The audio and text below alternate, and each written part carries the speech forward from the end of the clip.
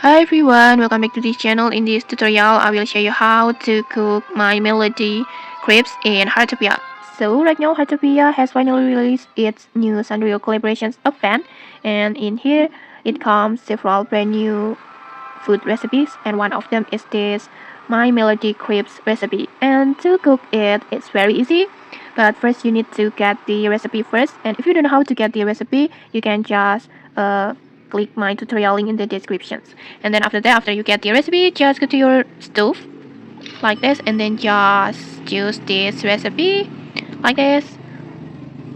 And then in here, you just need wheat, and then butter, and then egg and milk. And then after that, just simply tap start cooking.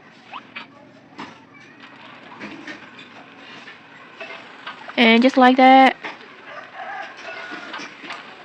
just cook the crepes.